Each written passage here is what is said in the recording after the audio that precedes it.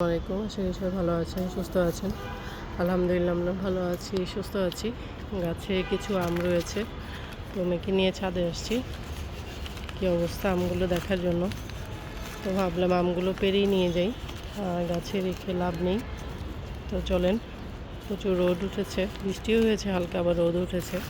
তো চলেন আমগুলো সব কেক করে গাছ থেকে পেরেই নিয়ে যাই।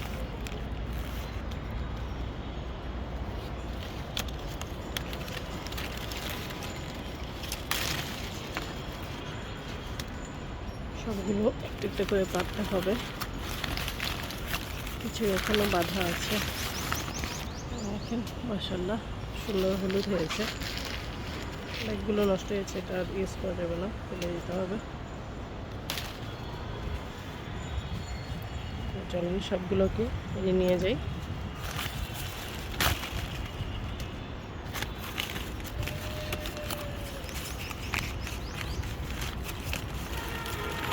মা তোমার ঝুড়িতে নিবে।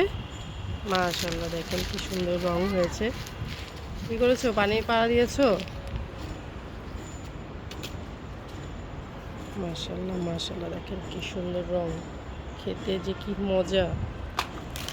মাশাআল্লাহ এটা পুরো পেকে গেছে।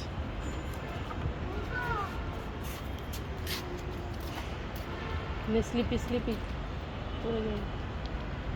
বিগ সাইজ মামা।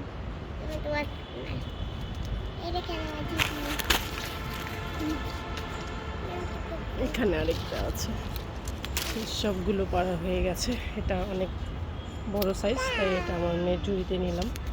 চলেন, এখানে ব্যানানা ম্যাঙ্গো আছে দুটো না, তিনটা চারটা হবে।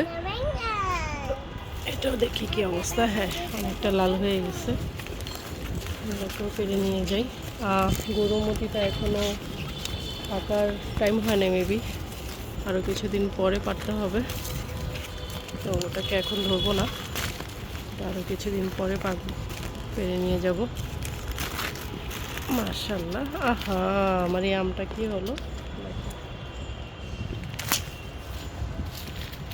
বৃষ্টির কারণে আমের অবস্থা দেখেন, ফেটে সে নষ্ট হয়ে যাচ্ছিল।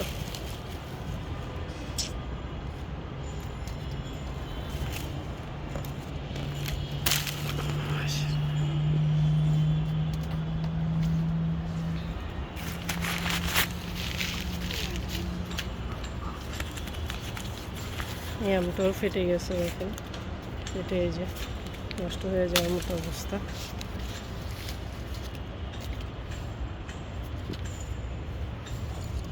এই তো অনেকগুলো, বেশ কিছু আম পেরলাম গাছ থেকে, ঝুড়ি ভরা, 2 ঝুড়ি ভরে গেছে। তো চলুন এগুলো নিয়ে বাসায় যাই।